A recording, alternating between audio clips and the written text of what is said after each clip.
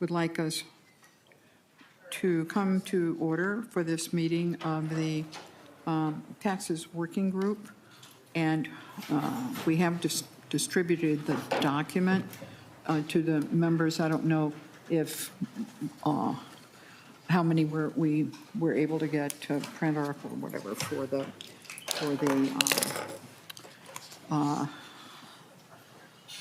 public, but I believe it will be online anyway. So that I'm not going to go back over it.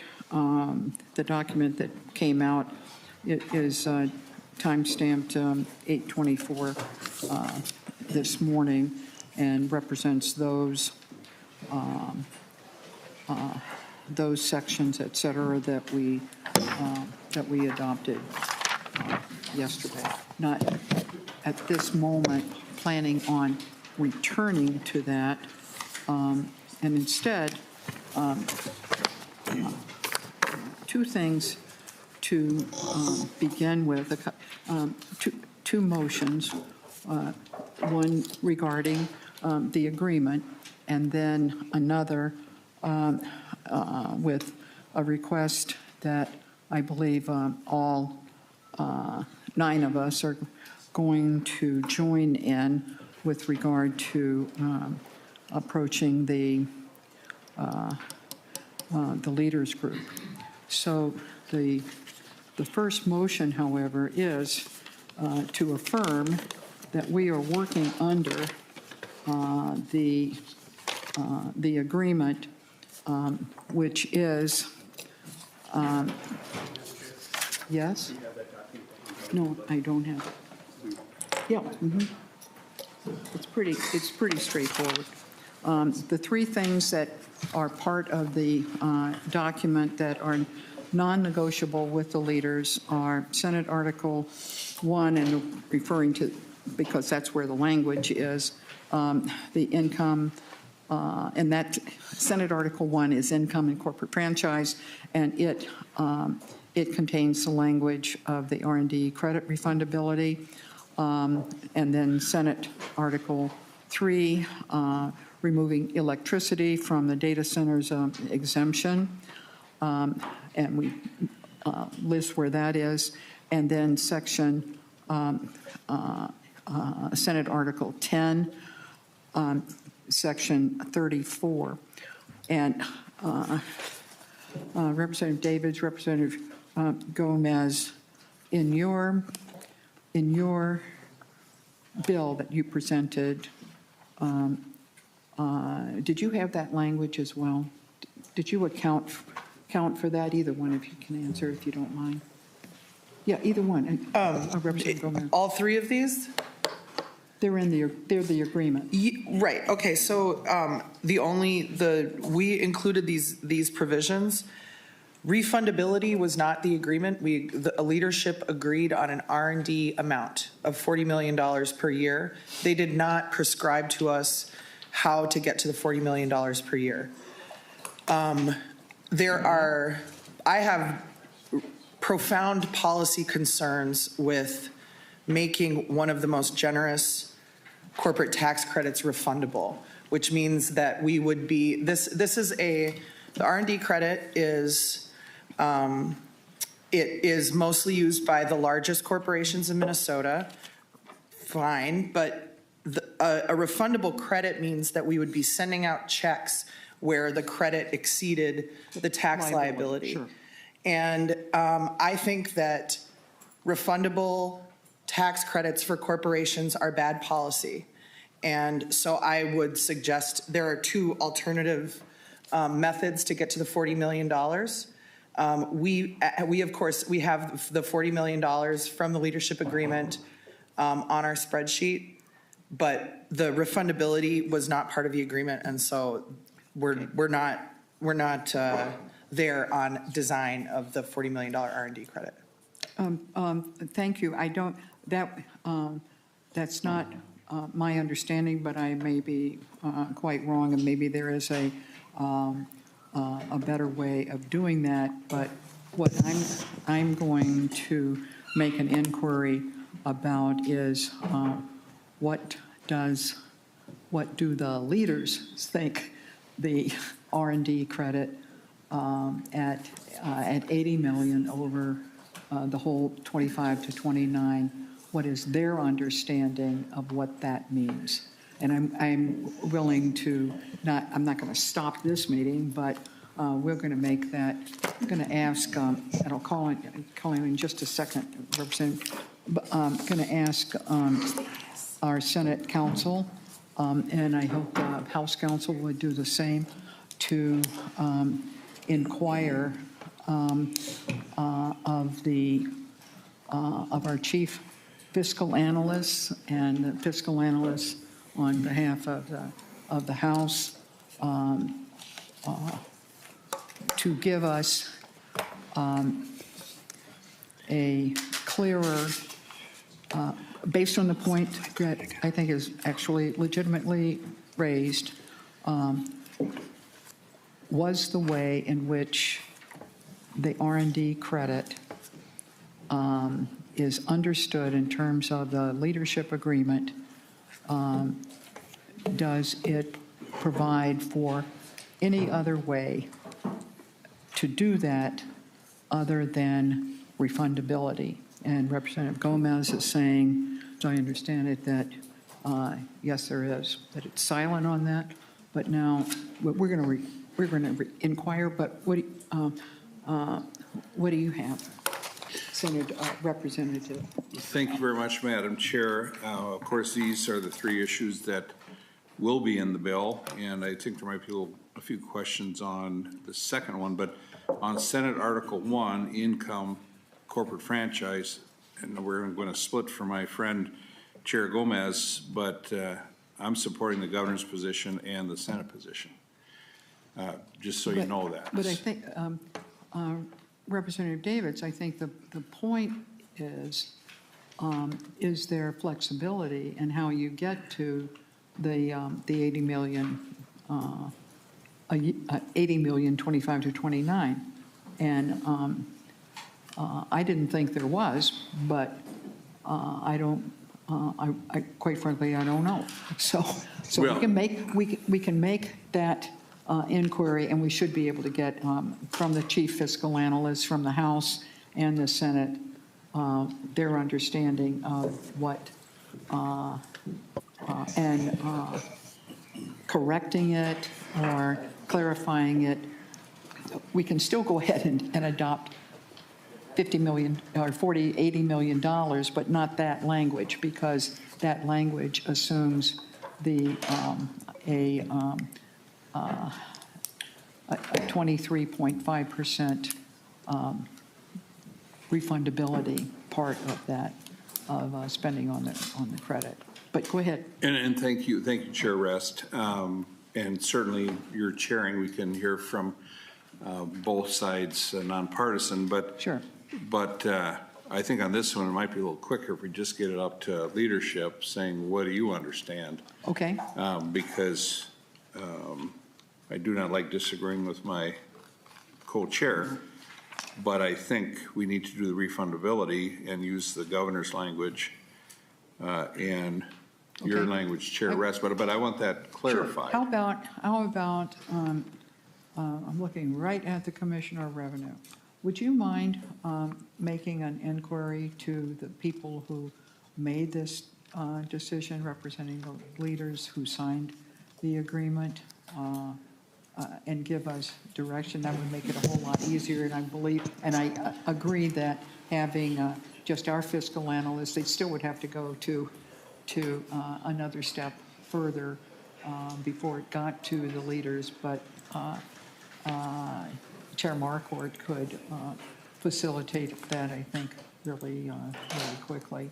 Madam Chair, I will seek that clarification from leadership. Then the other two, Madam Chair? Yes, just, okay. Before we move on from the R&D, I just want to note there are certainly other ways to get to that amount. We can increase the rate on the second tier.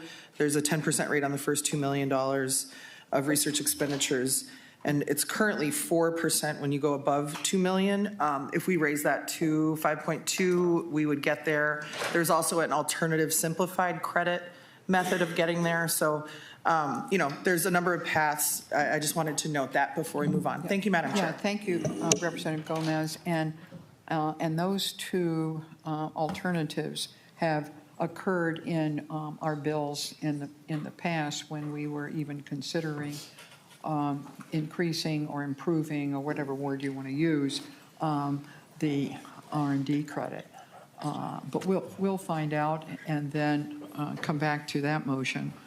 But otherwise, the other two things on there are part of a non-negotiable leaders agreement. We have, by the way, it's going to be Senator Housechild and I in person. We have two people on Zoom, and Senator Dibble will be in and out as he negotiates the Transportation Committee. And I understand that Representative Badge is under the weather, so that she will not be present with us today. So from the Senate, Senator Housechild moves adoption of Senate Article 3, Sales and Use, and Senate Article 10, which is the cannabis gross receipts tax. All in favor of that motion, please say aye. Aye. Opposed, say no. So that motion is now. Chair. Yes, ma'am, but let me finish, is adopted.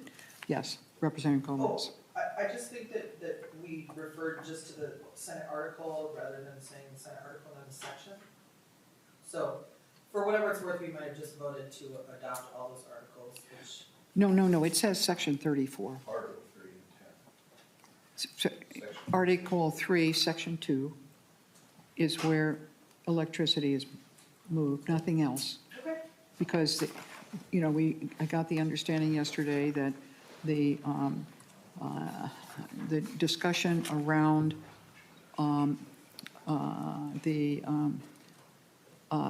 sunsetting of the exemption can be negotiated, but that's where there's lots of flexibility in our discussions. But removing electricity from these data center sales tax exemption is non-negotiable. So we have just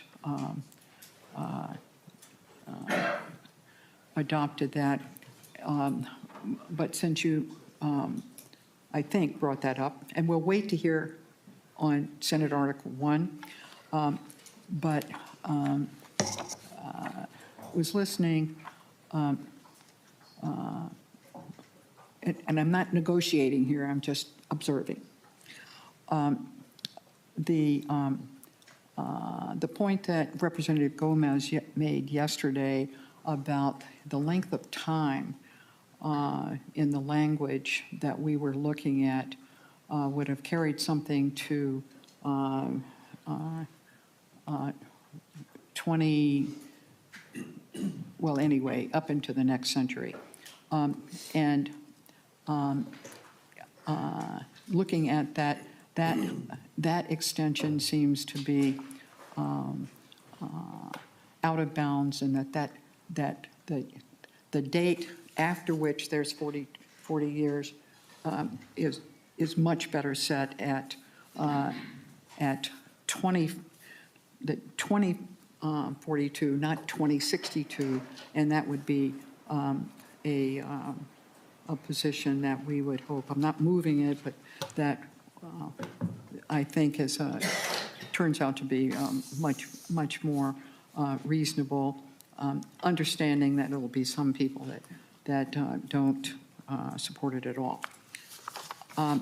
So we have that. So we've adopted those things. So Representative Gomez, we are moving forward on the big items, and we will find out about that one. And now Senator Putnam, are you available? I am, Madam Chair. One of the thing, we're now going to go into a whole big area that's part of the Senate bill that speaks to the farm economy. There is an income item in there. I'm not talking about making a motion on this, but that we have a thorough understanding of how broadly and deeply and specifically the farm economy and how it has become modernized particularly in the last 20, 30 years, is bedrock to our bill.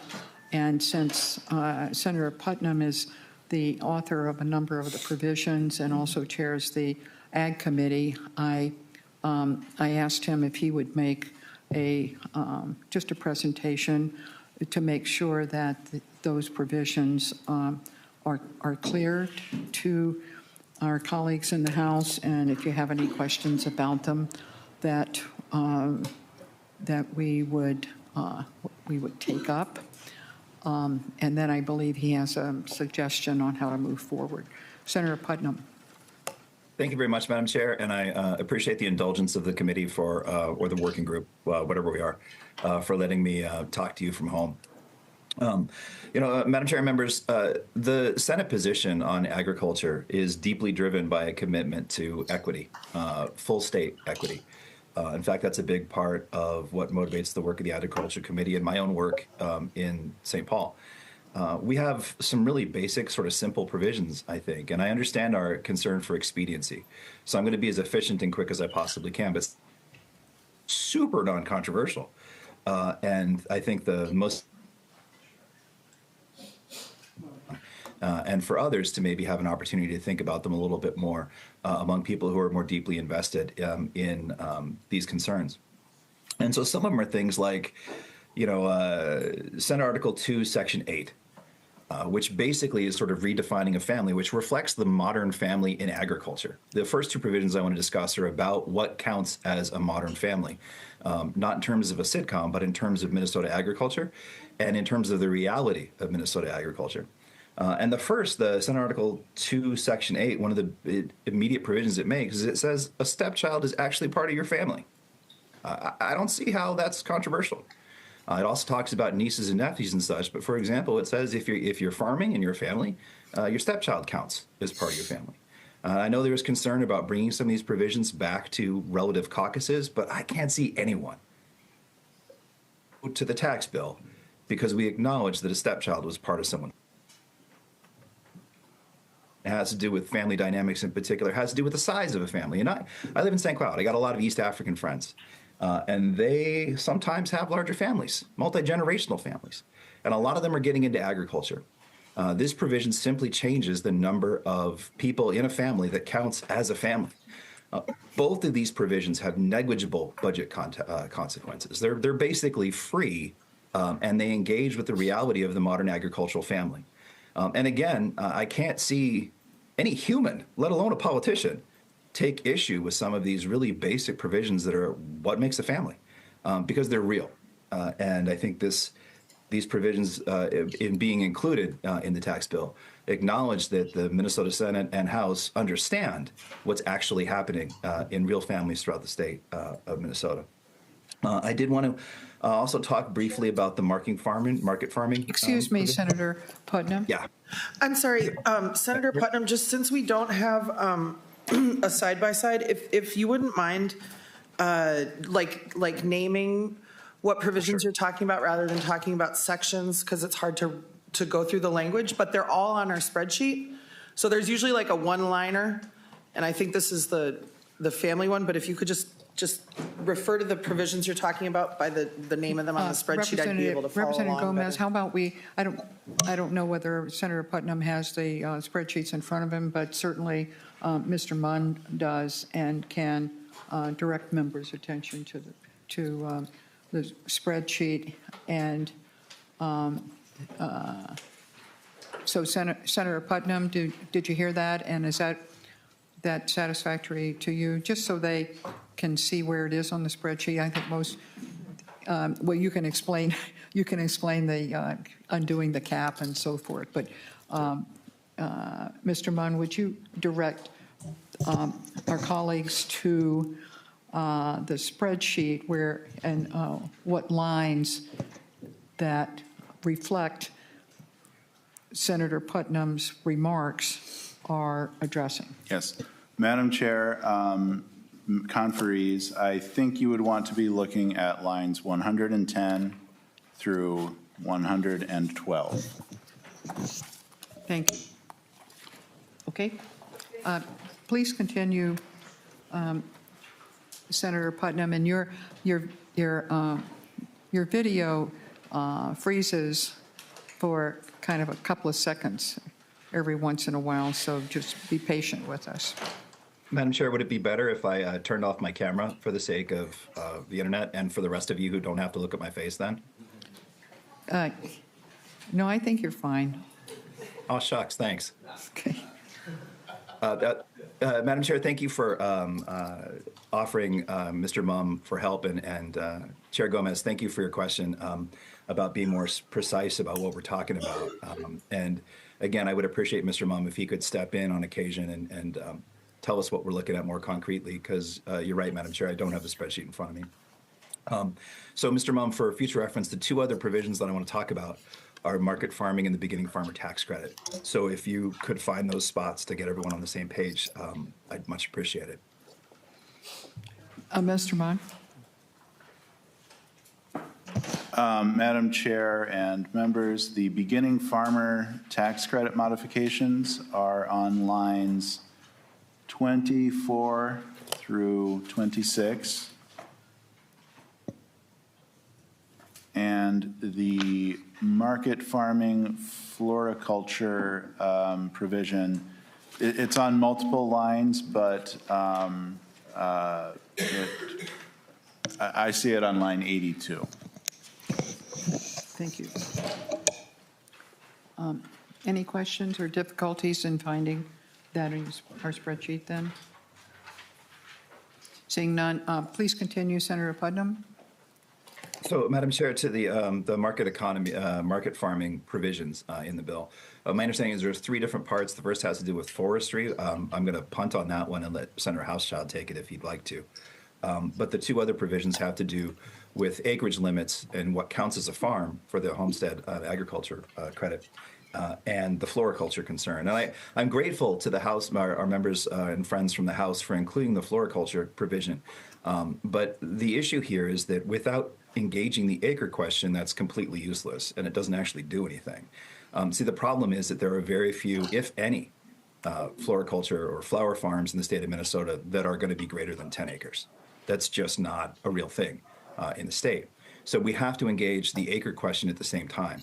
And basically what this does is it provides a path for people who have small acreages to actually be treated like farmers instead of like gardeners.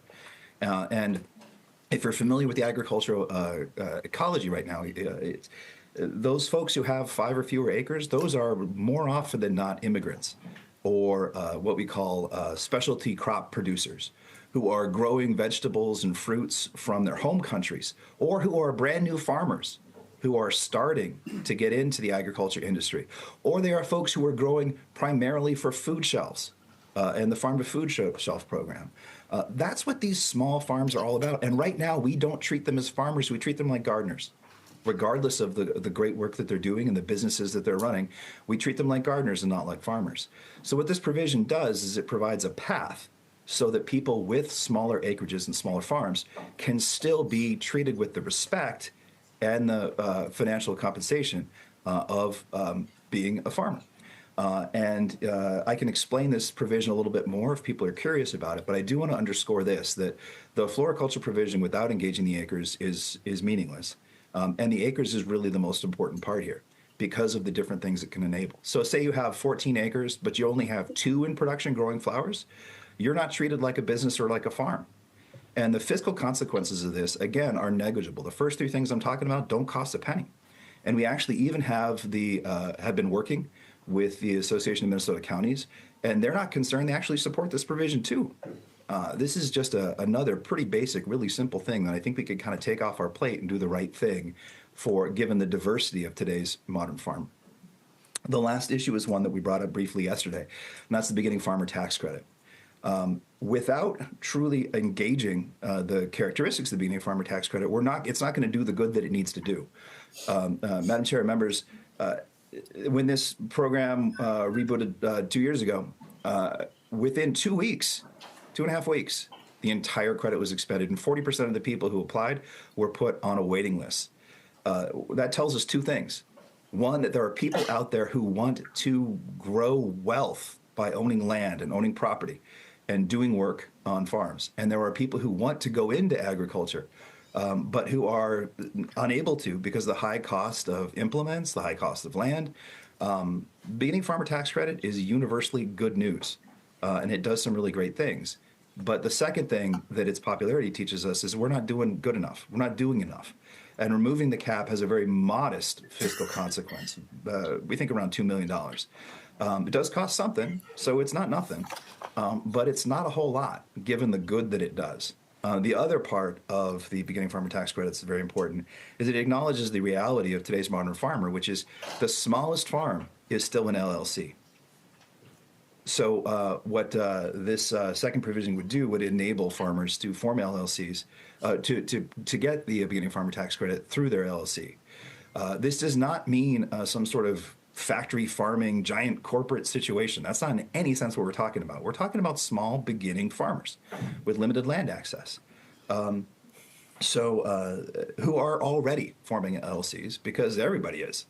So it's a really simple, pragmatic way of recognizing the reality of what's happening in Minnesota agriculture, whether that agriculture is happening, in Owatonna or on Lake Street. People are doing this work. So Senator Putnam, so is an LLC has become the most or not unusual way for farmers to organize their business? Is that what you're saying? LLCs are very common now, or rather than partnerships or whatever? Yes, thank you, Madam Chair. That's exactly the case. It's just sort of standard operating procedure or behavior with the smallest of farms or food operations. That's the case. And I guess sort of in totality, these four very simple provisions, I will assent that the beginning farmer tax credit and taking a little bit of money might require a bigger conversation, but the rest of the stuff is pretty straightforward. What's important about it is it helps us realize that by supporting Minnesota's farmer, we're also supporting food access. Eggs are too expensive. It's not because we're paying chickens too much. It's because of the challenges that farmers face. And these simple provisions can alleviate some of that stress and that anxiety. And I want to focus on the word stress too, just very briefly, because I've been to over 90 farms in the last couple of years, and that's the one common coin across any kind of input. I don't care if you got sugar beets or if you've got chickens or if you're growing free-range tomatoes. I don't care. The one thing that Minnesotans who are working in producing our food will say is that they are anxious, they are nervous, they are stressed. It's the craziness of the weather and the unreliability of the federal government. You put those things together, and it's really hard to be in agriculture. We had the lowest income in Minnesota farms in the entire 21st century this year. We are on the brink of an actual greater Minnesota agricultural recession. And these are very simple provisions that can make it a little bit easier on people who do this work and who end up feeding us. And toward that end, I will admit that I don't see these issues as being remotely controversial. Others might, though.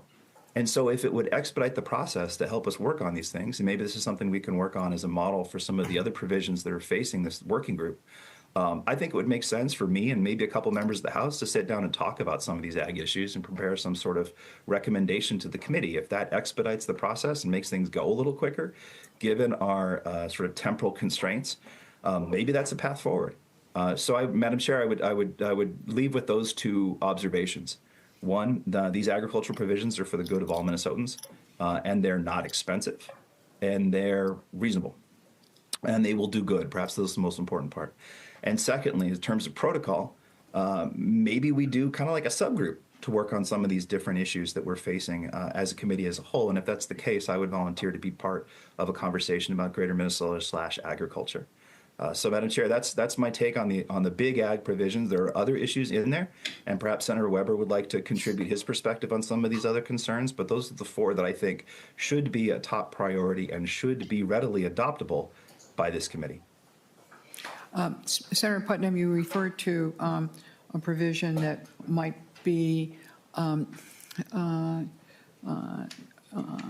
joined under this topic that Senator Housechild had a bill on. What, I don't know what it is, so you'll have to tell me again. Madam Chair, I don't either. It's got something to do with trees. Yeah, he's here. Okay. Yeah, thank you, Madam Chair and Senator Putnam, for your work on the agriculture front. A pretty simple story. I've done 5 public town halls in my district during the session, and at one of the town halls, a apple orchard farmer approached me and asked me about this exact issue. And I'll admit, I am not on the Ag Committee and I'm not very familiar with the provision, so I worked with Senator Putnam on it and asked him about it, and he had already been working on it as he just described. So I showcase that because it shows that, it's really important that we as public servants go and listen to our constituents and find out what the actual issues they care about, because otherwise we might miss some of the things that could make the biggest difference to them, despite them being pretty small policy changes that we can make. So anyway, I would just want to thank Senator Putnam for his work on this, and I'm supportive. Thank you. Are there any questions or comments at this point of Senator Putnam? And members of the House, Senator Putnam is suggesting an offline conversation that would include a member of the House or more. The only, the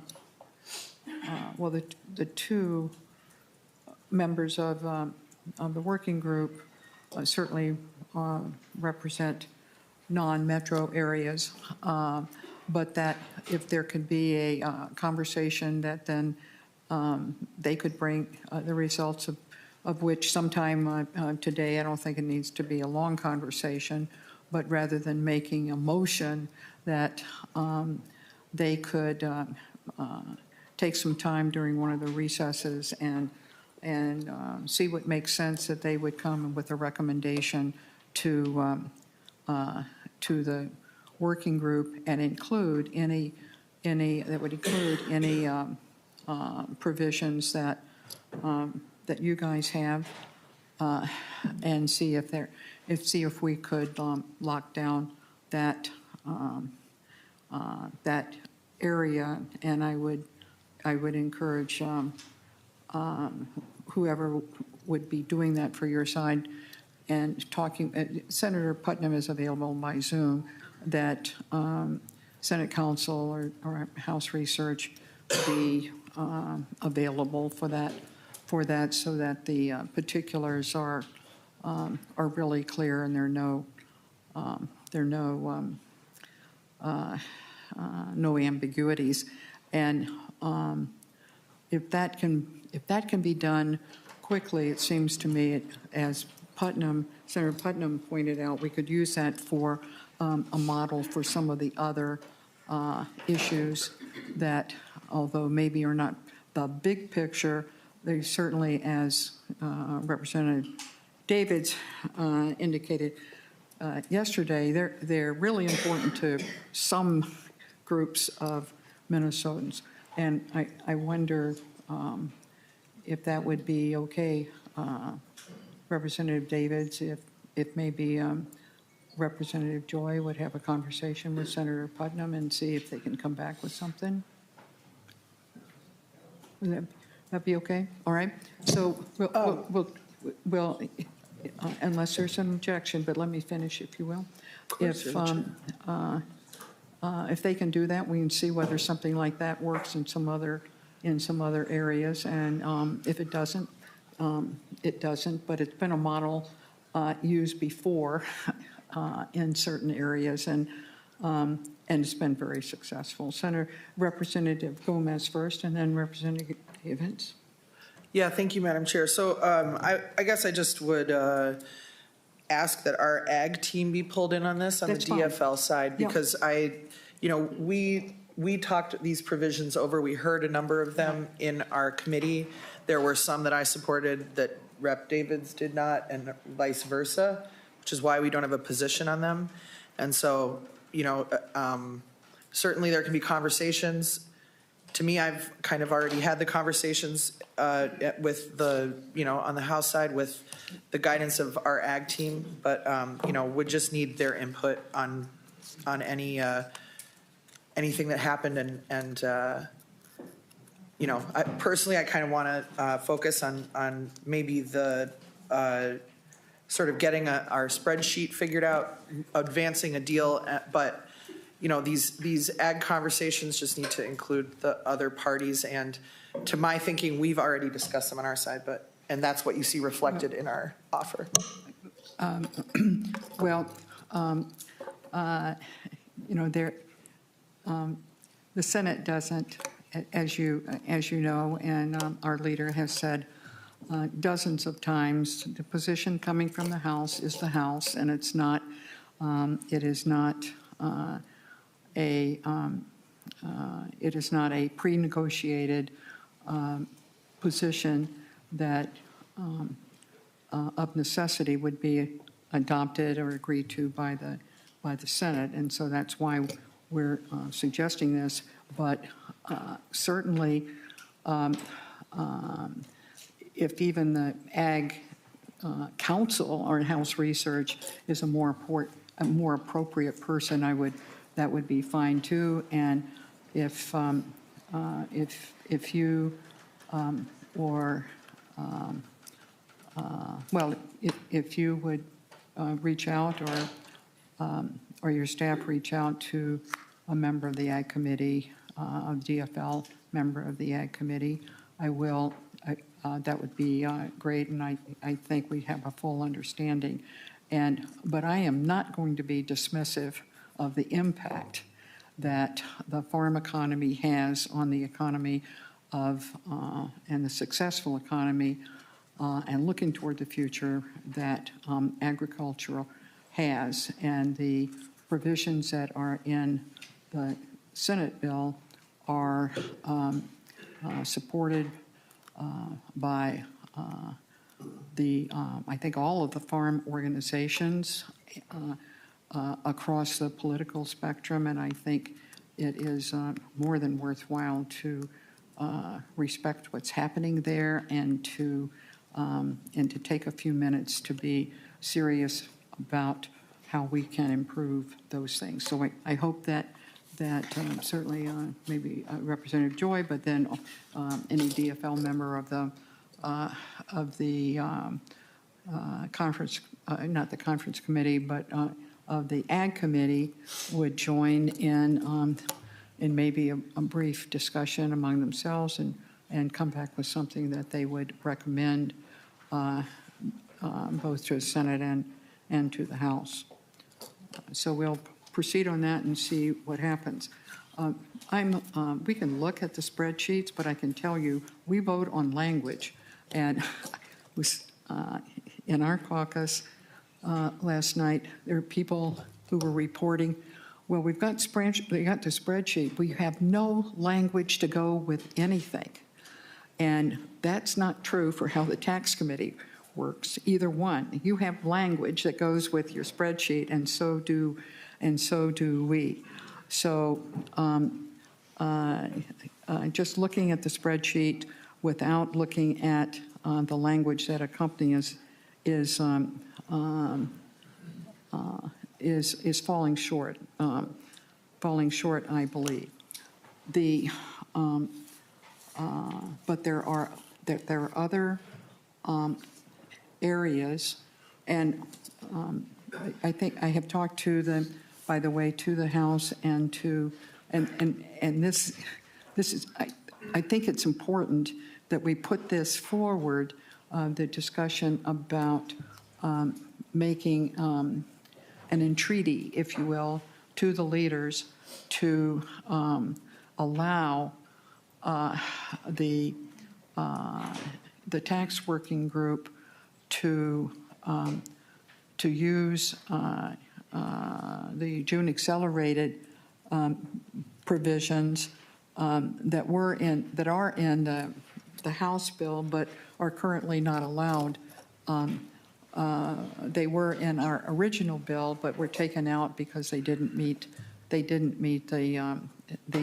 agreement, and that all of us, all 9 of us, including Senator Weber and Senator and the senators who are not here, we'll be meeting with the leaders later today. Senator Houschild and I, and Representative Gomez and David, to make that argument to be able to do that. And I think the outcome for me would be putting a great deal more relief on the aid cuts that, according to the agreement, we needed to make, but that are not reflected in the House, and we can get on the same page on what we're allowed to do and what we are not allowed to do. And I certainly would be first up on ways in which we could use June accelerated to solve our budget issues. So we've agreed to do that, and would be a letter to that effect, either signed by all of us or electronically or whatever, to be able to present to them, and maybe even do it ahead of time so that we might have an answer from them by that 4 p.m. Meeting. I think it would, if we do that, it would solve a number of issues for us, and rely, particularly to rely now even less on aid cuts that we were directed to make. So I hope we will be getting with that as well. But I am certainly happy to, well, no, I'm not happy about any of this, but welcome the opportunity to review the Senate, the House spreadsheet at this time, and I wonder who can do that for us. And I'm not talking about staff. I'd like to know a little bit more about the policy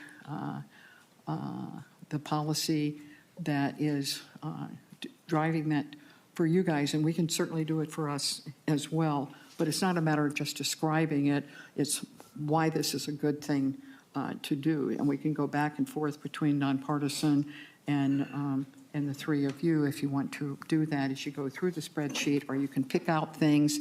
You can do it any way you want to. But I think that would be helpful as we're getting, prepared to act on, quote, the big things, and how many of them we can get done today, even if we're not going to totally finish. And we can look later today at some of the other articles that are important to the Senate. The article on helium, that's a big deal for us.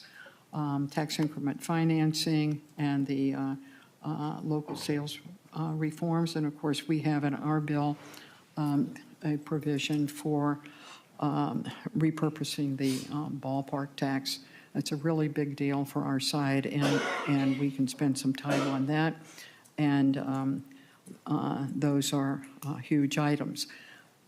One in particular that I'm just coming to now that has been a priority of the governors, and certainly became a super priority for the Senate Democrats, is the sustainable aviation fuel provisions. And I would hope that at some point we can today even today, it's a governor's priority that we could adopt that as well, but I don't have a motion at this time.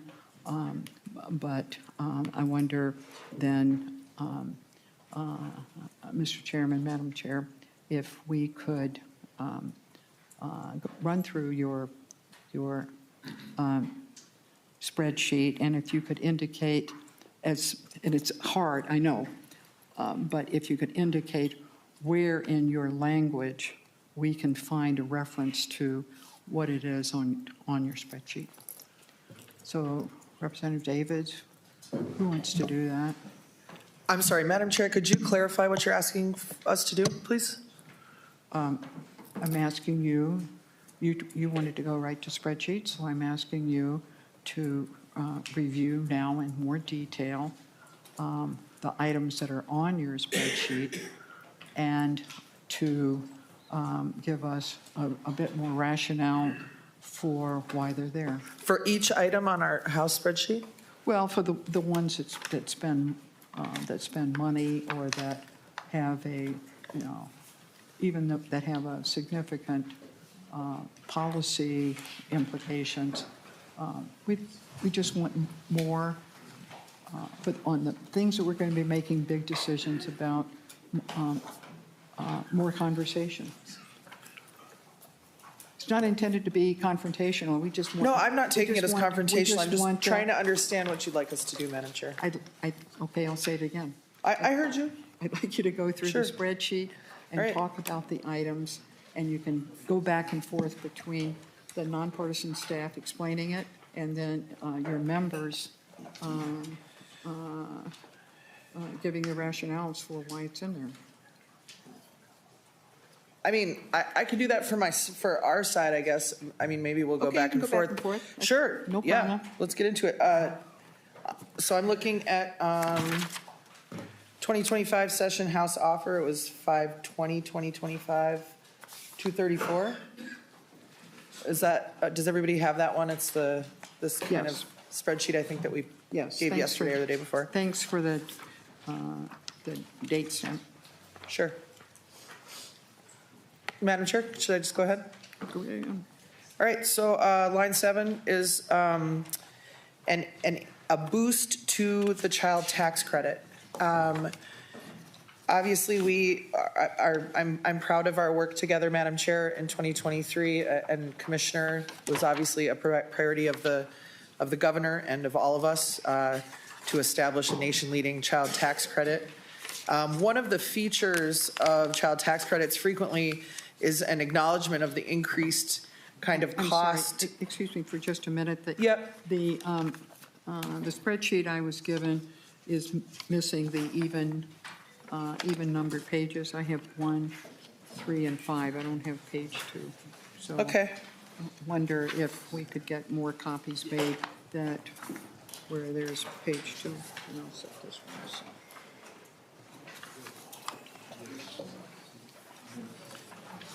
Okay, you can go on. I think we can get them. Okay, now I have more copies than I need. Okay, many copies of the spreadsheet coming in for the chair. Are we good to proceed, Madam Chair? Yeah, go right ahead. Okay, cool. So yeah, I was talking about the baby bonus. It's expensive to raise a baby, so a feature of a lot of child tax credits is that there's sort of a premium at the beginning. So that's what this is. It's relatively modest. It's a $100 boost for qualifying families for if a child is born in the tax year. You can see on line 7, it costs $2.4 million. Going down, I'm just kind of looking at the big money items. So we obviously have the, on line 20 is the R&D tax credit modifications that we've discussed, which are at $20 million a year. Moving down, the data center electricity repeal is obviously a big item there. Going to the next page. We have the changes to the cannabis gross receipts tax. On line 48, the repeal of the 20% dedication of the cannabis gross receipts tax for local aid on line 49. And you can see the subtotal of those change items on line 50.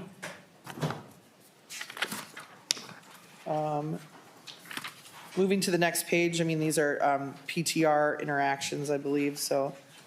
Or maybe that's where, you know, some of these things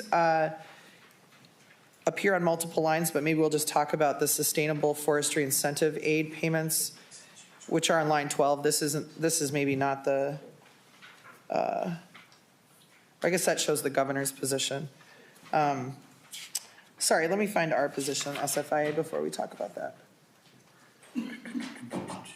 Excuse me, so on the next page on line 40 is where you will see our sustainable forestry, the SFIA payments.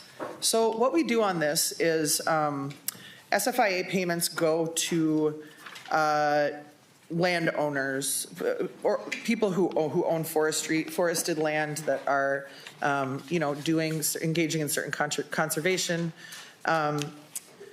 practices, and they receive aid payments from the state. This isn't directly designed to be an offset of property tax liability, but, you know, often the payment through the SFIA payment will exceed the landowner's property tax liability. And so what we did, what the House position is, was to limit those SFIA payments to the property tax liability of the forested land on which, you know, the activities from the Sustainable Forestry Investment Act are taking place. And so you can see those in the first biennium, just saying, we're not going to send you a check that exceeds your property tax liability, gets you $8.3 million a year each in 2026 and 2027, and then $4.3 million each a year in 2028 and 2029. So it's $16.6 million in the first biennium, $8.6 million in the tails. The next significant item is. Would it be okay, Representative Gomez, if we could take some of these individually? Oh, yeah, Ask questions absolutely. about them now. And we have a different approach to SFIA. Senator Houschild, I wonder if you would distinguish how our provision is different, how it operates, and from our point of view, why it's better. Thank you, Madam Chair, and Chair Gomez. You know, I find it interesting. We yesterday were talking about not benefiting one particular region. And now in this proposal, we are literally targeting a region of the state for cuts. A region that provides some of the minerals and materials that we need for the industries that provide for many of the things that we use in our everyday lives. SFIA is a program that the state government has committed to in order to provide sustainable forestry. Sustainable forestry that provides for our paper mills in northern Minnesota, that provides for outdoor recreation, that protects our climate. And we recently had a tribal nation in northern Minnesota, Bois Forte, who purchased many, many tens of thousands of acres of land, who only made that purchase because of the SFIA program. And so I find it very ironic that when it comes to benefits, we can't find equity in supporting certain areas that are at a disadvantage, but when it comes to cuts, we can slice and dice. And so what the Senate provision does is it caps those cuts at 10%, which many of the contracts that SFIA payments have for some of the property owners ensures that those contracts can continue. So it's still a huge cut to many of those that have benefited from the SFIA program to maintain our forests, maintain our climate, maintain our outdoor recreation, and maintain our forestry industry in northern Minnesota. However, it does not do the steep cuts that the House is proposing or that the governor has proposed in his provision. So I am strongly opposed to what the House is proposing. I've already said I cannot accept what the governor is proposing. I think what the Senate is proposing is as far as someone like me is willing to go for targeted cuts in my region. And that's why we've proposed this 10% cut, which maintains many of the contracts that SFIA and landowners rely on. Thank you, Madam Chair. Any other, Representative Davids, your perspective? Thank you, Madam Chair. And this was a painful part of the House budget processing. We needed to make the whole thing fit, and that is something that I am hoping in conference committee we can maybe adjust closer to the Senate position. I get very nervous when we start canceling or not living up to our contractual liability. So I hope that's something we can continue to talk about, and hopefully we can find some money to put more in there and have less of a cut. I'd like to have, of course, I'd like to have no cuts, but that's probably not what's going to happen. But that's on the table to talk about. Well, again, I think, although we have it in at 10%, if we get that flexibility for from the June accelerated, that could be a place where it allows you to be, or doing that allows you to be a little bit more flexible in your approach, and in some other places, I mean, that we would, it would allow the same thing for us, but maybe not in those particular things. So I think the Senate was really convinced that because of the 10% contract issue, that we're not willing at all to go beyond that 10%, but we're certainly willing to do, and unfortunately, to do that 10%. And with regard to that, I had said at the beginning that I didn't think you all had aid cuts, but other than the SFIA, where do you have any aid cuts in this bill, and where are they? Well, thank you, Madam Chair. And I can think of basically EIS would be one, and Chair Gomez might have others. What is? AIS. The AIS? Yeah. I think that's it. Oh, we did do SWCD a little bit. And that's one was also painful to me, but That's an we had appropriation. to balance It's not it an out. aid. It's such, I think. True. It's Yeah. not a formula-driven Yeah. thing. So I Any other- really do, during the day, want to continue the discussion to see where we can end up on SFIA. We also looked at PILT, and I thought, oh boy, that's a direct property tax increase if we start cutting PILT, so we didn't do that at all. But this is something I would like to talk to the Senate on, see if we can pop that up some. I think that I think we are pretty firm about where the SFIA level is. We also, when we were looking at the aid cuts and found ourselves unhappily looking at LGA and CPA and the other two aid cuts that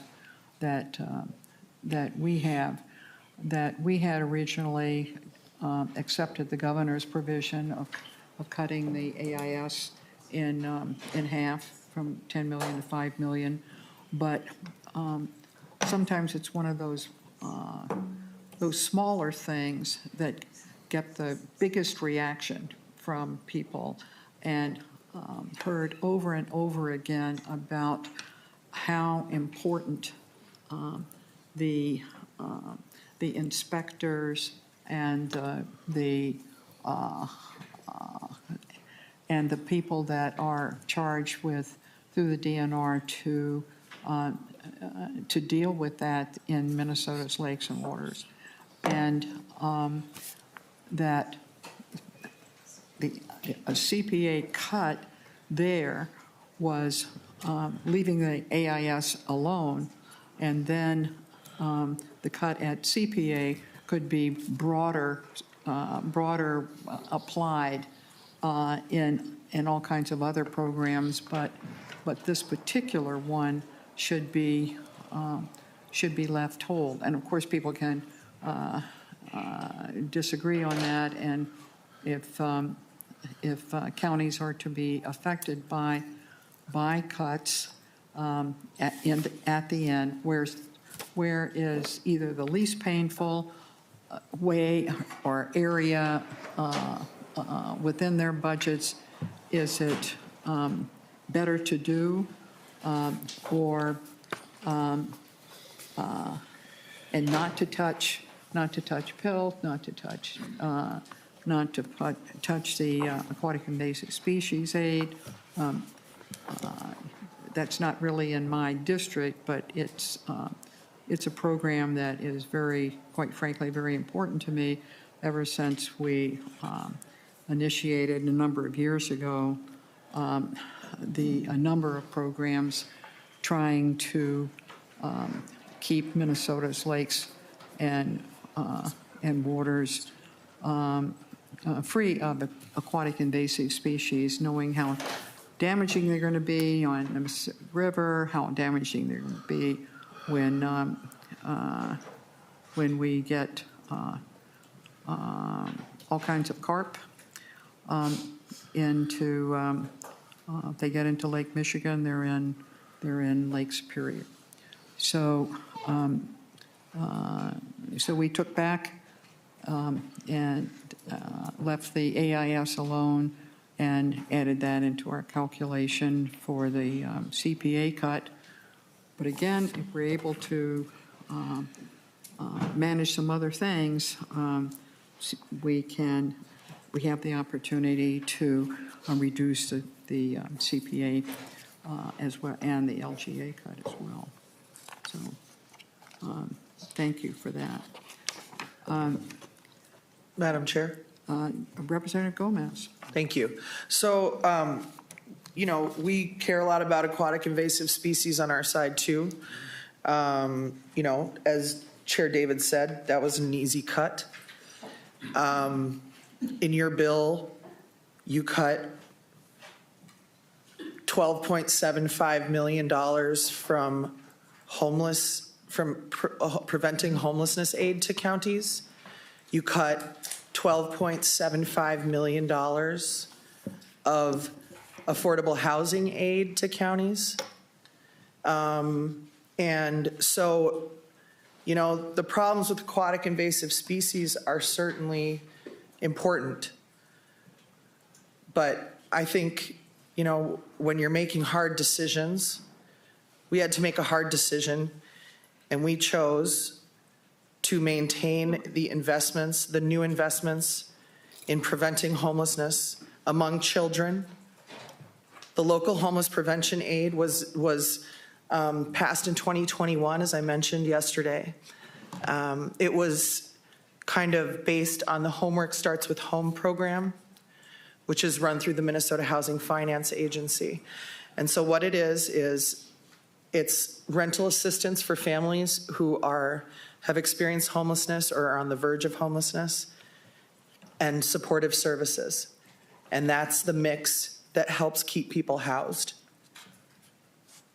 And so, while we can appreciate the importance of payments out of the public coffers to individual owners of forest lands, half of those SFIA payments, by the way, go to 10 companies. And while we can acknowledge the importance of those Sustainable Forestry Incentive Act payments to those individual owners of forested lands, and while we can appreciate the important work that our counties do on aquatic invasive species with the AIS aid, for us, when we weighed those considerations against keeping school kids housed and ensuring that they have the best start that they can possibly have in life, we chose to maintain the spending on homelessness and housing and the general purpose aids that our cities and counties use to meet the needs of their residents over payments out of the public coffers to private landowners who own forests, half of which are 10 big corporations, and aquatic invasive species aid, and soil and water conservation district aid. And again, I understand the importance of all of them, but we're making decisions here. We're making calls. I also just want, I had, yesterday, I had this document distributed, so I don't know if people still have it in their packets. It is kind of a consolidated analysis of the county aids that are on the books. And so it lists every county in the state, and then it has the county aids, which are CPA, PILT, Homeless Prevention Aid, AIS aid, Disparity Reduction Aid, which, by the way, is based on a calculation from the 1980s of disparities in property tax base across the state. Disproportionately goes up to northern counties, has not changed since then. How much is it a year? $9.3 million a year. Riparian Protection Aid, which is it goes to counties where there are riparian buffers. It's not for a specific purpose, it's just to those counties. And then finally, statewide affordable housing aid. And what you'll see then is a total per county of the amount of aid that each of those counties receive. And then what I had our staff do was a total per capita of aids from the state that counties receive. And I know that these are like, all counties are not the same size. There are unique challenges, I think. We had a discussion about this morning.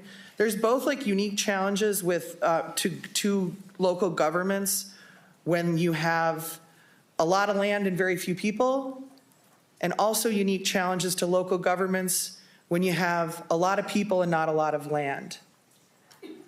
If you look through these county aids, what we see, the system that has developed in this place over decades gives a lot of money to those counties where there's a lot of land and very few people. So let's do a few examples. I live in Hennepin County, as does Senator Rest. Our total per capita, we're the most populous county in the state. We are in many ways the economic driver of the state. We don't have special ways to keep money generated in our part of the state. In our part of the state, it goes into the public coffers, into the general fund. We're very happy to help everyone out. My former property tax chair, I see him over there, he spoke passionately about this, about how we need to acknowledge how much of money comes out of the 7-county metro area and goes to greater Minnesota. It's just a fact. $42.7 per capita comes in county aids to Hennepin County. Let's find Ramsey too. Just for fun, I see Ramsey's out there. Ramsey is $53.3 per capita. Travers, $273.70.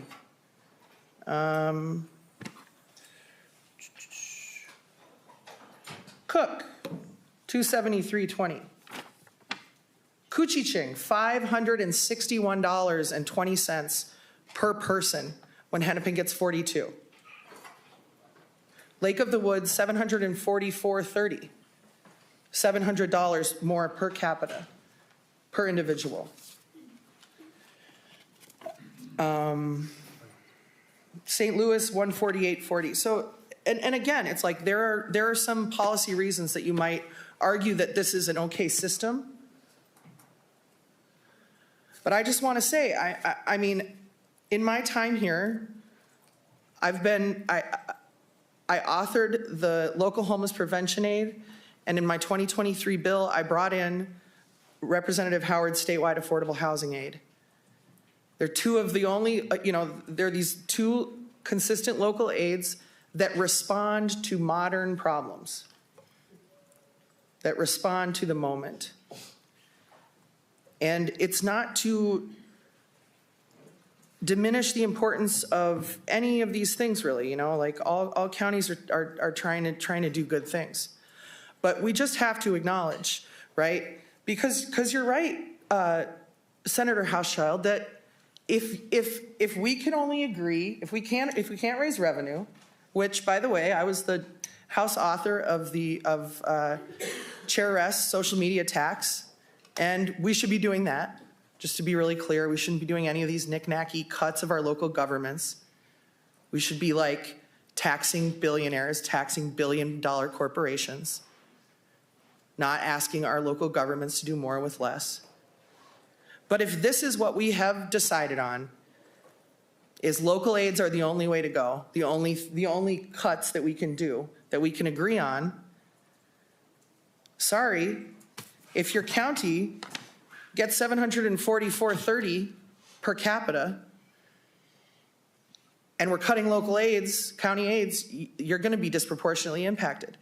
Because over decades in this place, what has happened is that the needs of certain parts of the state have been put above the needs of others. And, you know, I mean, and as the tax committee in particular, as people know who've watched the committee, I feel obligated not just to my district, but to everybody around the state, and that we need to take care of everyone. But it's like, if you've got to choose between cutting an aquatic invasive species aid or an aid that keeps homeless kids in their houses, I hope there's no question. Thank you. Thank you. Anyone else? Representative Joy, for maybe a different perspective. Yeah, Madam Chair, thank you. I just want to touch back on when we talk about AIS aid, and you know, all aids are difficult for me to cut too, being a local mayor back in my previous. But when we start talking about like AIS or raising LG or taken from LGA or CA, you know, those cutting from CA or LGA, that impacts the cities and the counties directly, and that's a property tax increase. We know how that's going to go out. You know, AIS, I know it's something that's in place, and I agree with the program that's going on, but cutting that I know is not going to go back to the property tax increases. And so I think that's important. And when we talk about cutting, like Representative Gomez says, the homeless aid or anything like that, I think AIS, I know we don't want to cut any aids, but I think that is one we can go after, because we're still going to give county, if we keep them whole and we keep cities whole, counties can still use their money then at their choice if they want to up their, you know, AIS or what they want to do with that flexible money. If we cut the counties, but then just send AIS, then they're restricted that money. So my opinion is I think we should, I know it's not the best thing, but I think that's something we should look at. Thank you very much. Thank you, Representative Joy. And that, you know, that was certainly the position of the governor to begin with as well, to cut that in half. And of course, every time you do that, you get a lot of attention to that one aid cut, even if it is small. But cuts it in half, 50% to 10 million to 5 million. And we became convinced that it was the proper thing to do in balance. And we appreciate maybe more than you can imagine what the good that is done by the housing aid and the homeless aid. There are other ways that those issues also can be addressed, and not just by increasing or creating a different and new programs that sometimes are in conflict with one another. Senator House-Chalmers, you had a further comment at this point? Yeah, thank you, Madam Chair, and thank you, Representative Gomez, for your perspective on state aids. You know, it's interesting. I think we've heard northern Minnesota brought up several times in this discussion, which I don't know why northern Minnesota is explicitly being called out. Maybe it's because I'm on this committee. But I want to point out that we're not just talking about northern Minnesota versus Hennepin County. All of us represent different parts of our state, and I'm really unclear why northern Minnesota continues to be called out, not only in the governor's proposal, but now the House's proposal. And so I will do everything I can to protect my region and advocate for it. But again, I want to make sure that when we are talking as a tax committee, that we are not targeting specific areas for either cuts or whatever else it might be. Northern Minnesota, because it's already been attacked several times, is the playground of the state. It is, and I'm biased, it is the best part of the state. If we didn't have northern Minnesota, if we didn't have the Boundary Waters, if we didn't have the North Shore, if we didn't have Voyageurs National Park, if we didn't have the mines and forestry that we have in northern Minnesota, Minnesota would basically be Kansas. And I don't think any of us want Minnesota to be Kansas, okay? No offense to anybody from Kansas. But northern Minnesota is the gem of the state. It is the playground of the state. It is where everyone goes to enjoy the best of Minnesota. There's a downside to being the playground of the state. It means that you have a lot of public land. And we have made policy decisions to protect that public land for the benefits of everybody in Minnesota. You know what that means? That means that not only does the state not benefit from businesses growing in those areas, the local governments don't benefit from the tax capacity of businesses growing in those areas. So that is why we created a state structure that provides aids to areas that have public lands, because we all enjoy them. It doesn't matter where you live. This is a benefit for all of us in northern Minnesota. And then again, we are told in northern Minnesota, no, don't start that new industry. Don't open that paper mill. Don't do any more mining. Well, what are we supposed to do if we can't open business in northern Minnesota? We have to come to the state and say, golly gee, we can't afford rural ambulance services in our communities. We can't afford the very critical services that are provided by some of the wealthiest suburbs and areas in our urban communities in Minnesota. So we come to the state and we figure out a way to make it so that your zip code doesn't matter whether or not you have life-saving care. We come to the state and we say, we need our residents to be able to have affordable housing. We need childcare. We need public safety. We need our roads and bridges to be affordable for our local tax base. That's why we have these aids. In addition to that, we have a reduction in our population, and it's really difficult. I want you, if you haven't come to some of the places in greater Minnesota that is losing population, I encourage you to do so, because it is devastating. I have communities in my district that used to be double the size not just 20 years ago. Do you know what that does to a community? When you talk about your schools, when you talk about your roads, when you talk about individual families' wealth, it crushes them. So we are doing everything we can in northern Minnesota to grow industry, to get aids from the state, to try to encourage growth.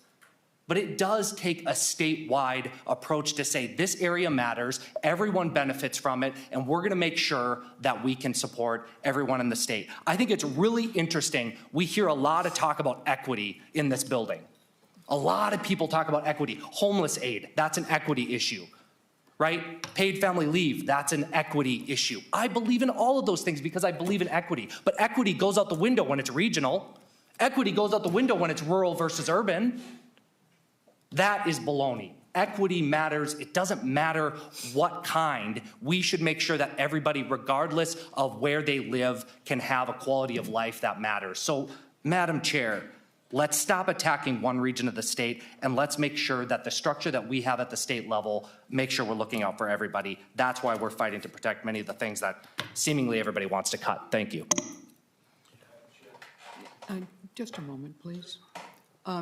Thank you, Senator Houschild. I think that this discussion really does highlight the need for us to have a comprehensive view of what it means to be a Minnesotan, whether it's on the North Shore or if it's a hungry kid in New Hope, quite frankly, or in Robbinsdale, or having those resources that are important to their care. And I don't think any of us, or I certainly don't, fault anyone for any member, any person among us with an election certificate for fighting fiercely for the things that make quality of life bearable or enjoyable or promising, and for defending them. And we can do that, as Senator Housechild points out, without attacking any other part of the state in assessing where the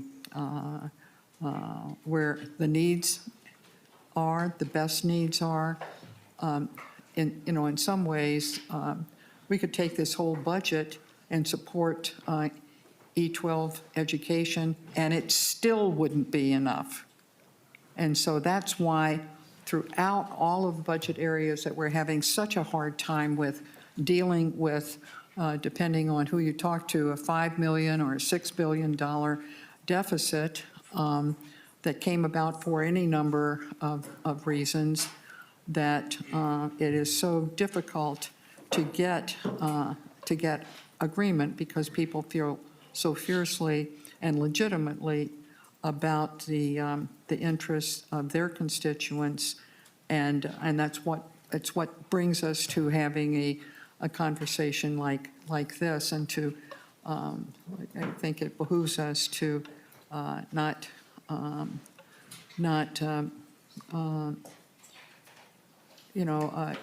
I don't know what the word is. I don't want to somehow disregard those concerns in the different areas, and look for positive ways in which we can improve those areas, enhance those areas. And I'm come back to Senator Putnam's thing about recognizing the modern farming, and how our property tax system can be used to encourage that. And you can say, well, that has nothing to do with a lonely, hungry child. However, the work that modern farm economy has on the overall well-being of our state, I think, is not something that we would turn aside from, and we should, as a matter of fact, celebrate it. I think in terms of going back to one other point, we have the best child tax credit in the country, and it is well on its way to helping, because it's permanent. It is permanent. It's going to be able to be metered. Well on its way to being the most significant, in fact, I believe much more significant in a comprehensive way of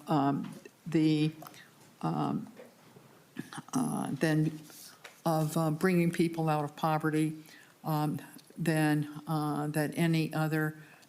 an aid program has, because it goes to directly to individual Minnesota families, not as a handout, but as an entitlement. And I think that's what brings dignity to it, to Minnesota families.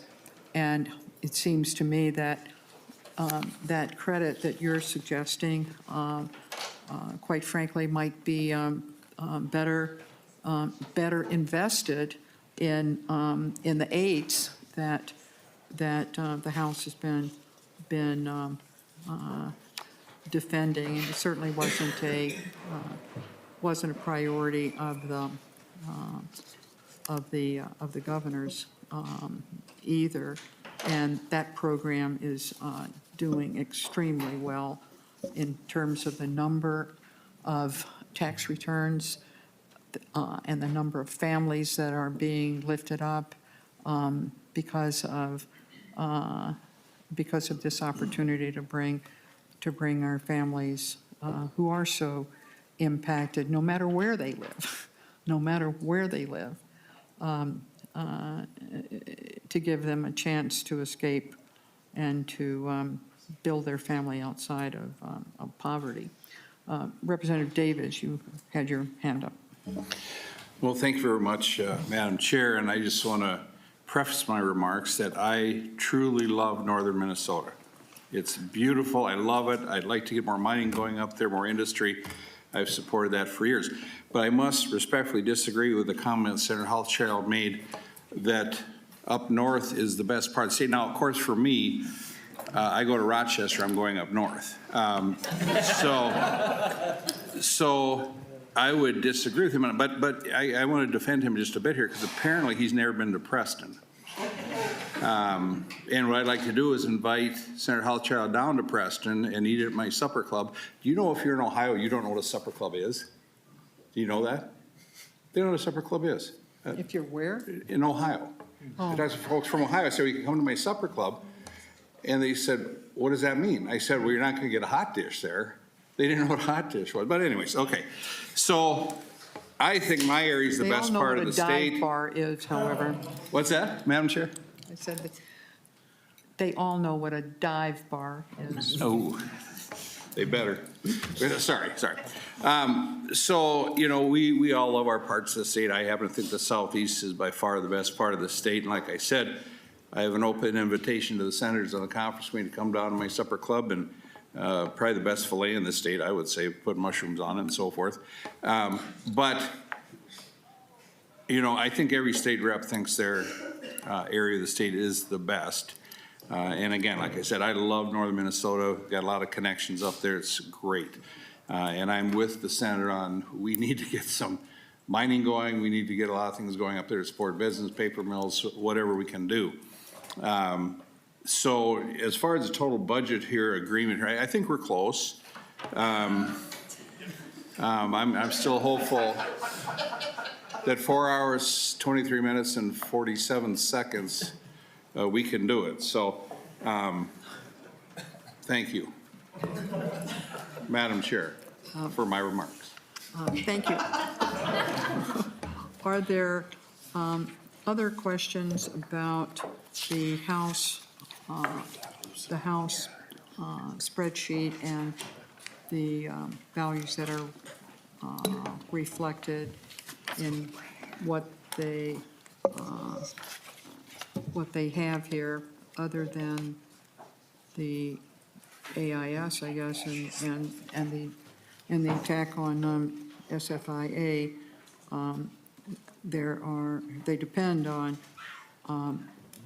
apparently the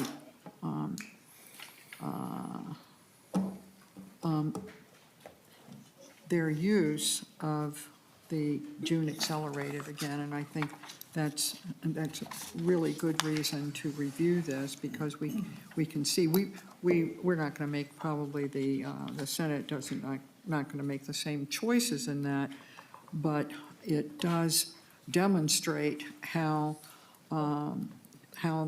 SFI, how the June accelerated, how big a difference it can make to get a devastatingly painful budget situation in front of us to something that is more bearable until we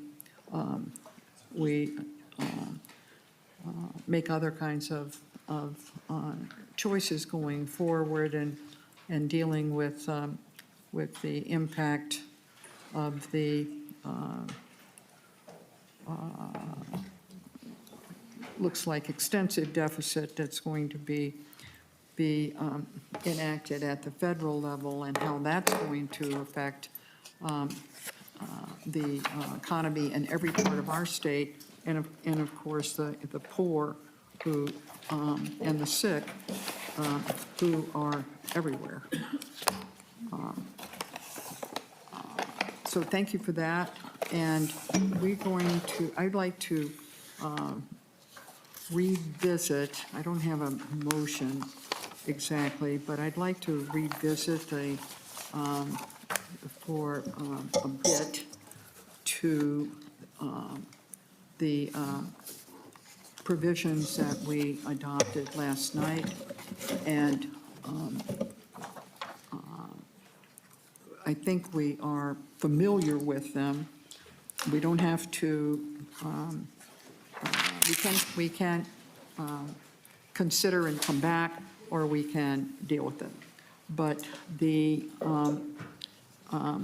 I mentioned the difficulty with the issue of coerced debt, and how unlike some other payments dealing with compensation for victims, that it's important where the income starts, being that line, adjusted gross income. And for some of those payments, it doesn't even come into it. For others, it comes into it, and and then there is a subtraction. And I mentioned the caution that we need to make about affecting that with regard to the renter's credit, which is based on household income. And I think that might have been a sticking point for the House, and I would hope, we're going to take a break here in a minute, but I hope that you would reconsider your opposition to that if the Senate receded from its position that it include adopting that which had been in your bill, that it did not include our section 18. Also, that gotten more understanding of the one of the, I don't know where it is on here, but we had addressed the requests for property tax exemptions for the tribes, and had dealt with two different versions of trying to be helpful with with that very complicated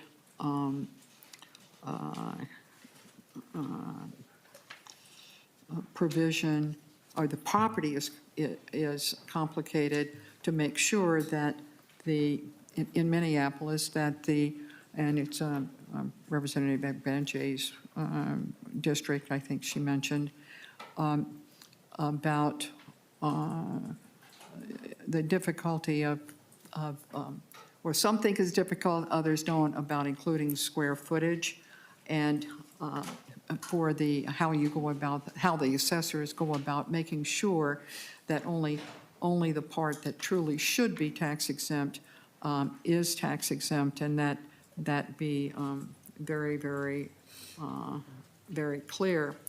And in one approach, it had the square footage, and the other it didn't, but it also had making sure that the parking was not part of the exempt purpose, and we would be willing to drop the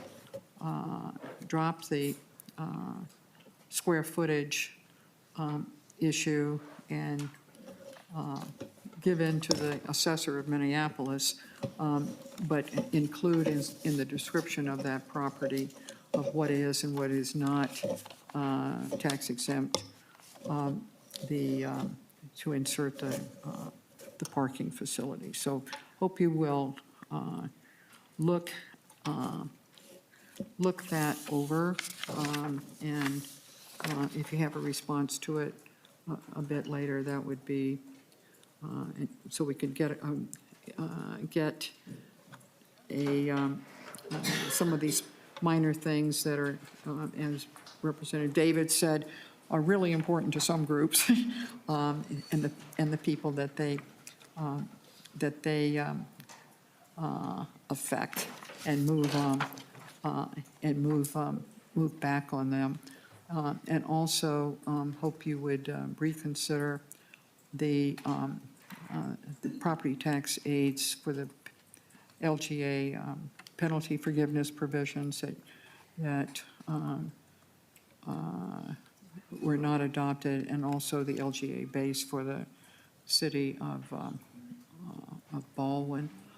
Some of the other things as well, but those were two that I think are important to the people in those, that new city and then the old cities that have a very difficult time on very limited budgets if they're very small, making sure that every T is crossed and every I dotted in their obligations to make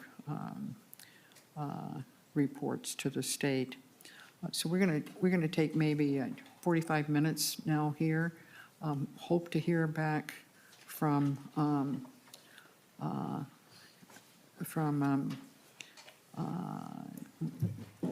Commissioner Markwart, because it's really important with regard to the R&D, and that's the third arm, leg, whatever you want to call it, of understanding what's possible and what's not possible for us with regard to the R&D credit, its refundability or its not refundability. When we come back, we're going to bring up the discussion of the also to get that off the plate, the TIF article. So for 45 minutes till 12:30, we're in recess.